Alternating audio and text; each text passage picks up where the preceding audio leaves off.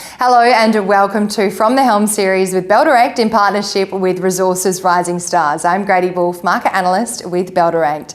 Today I am thrilled to bring to you 5 executives in 5 minutes. We hear from a number of different producers, miners and explorers that are listed on the ASX that are exploring and developing in all different regions around the world. So without further ado, let's dive straight in. We're months away from first production, so it's been a phenomenal year. I think 2023 will be the year that the Western fuel cycle came back into, it's revived, back into action. So our last 6 months has been focused on really the construction activities on site. So by that, we're self-performing, which means that we do our own engineering, procurement, and actual construction. So it's a very, very busy period on site. In fact, 95% of hours spent on site are from our own employees. Very busy, set to produce in the next few months. We are heavily engaged with a number of potential fuel buyers.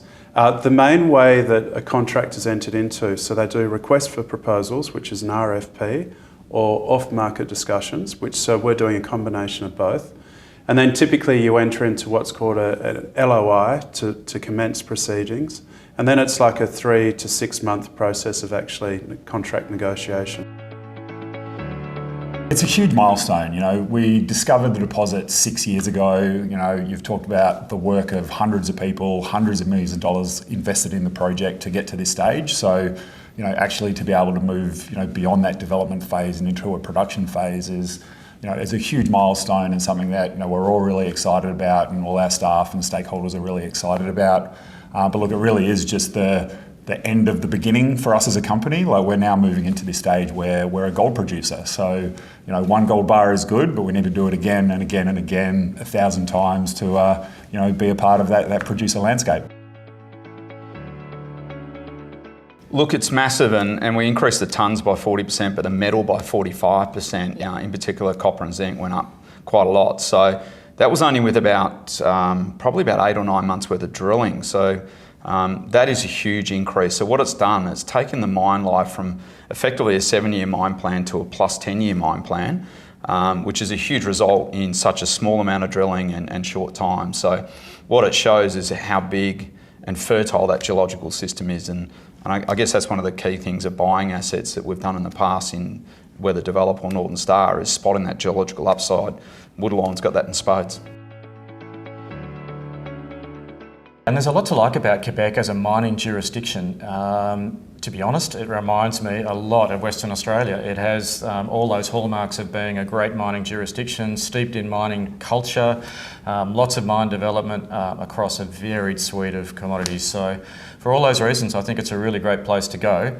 And now you've got the effect of the growth that's going on in North American and European markets with respect to battery demand. So ideally located in Canada to be able to participate in those markets. What we're up to there is just ensuring that on the assumption there's going to be a great mine, that it can be supported with future chemical initiatives running off the back of the mine supply. So for us, engaging with the chemical sphere, but in particular Albemarle, who are really well credentialed in the development of these chemical conversion facilities ex-China, which is obviously what's required to support the North American and European supply chain. So Exactly. Really happy with that relationship, and we expect that to grow over time.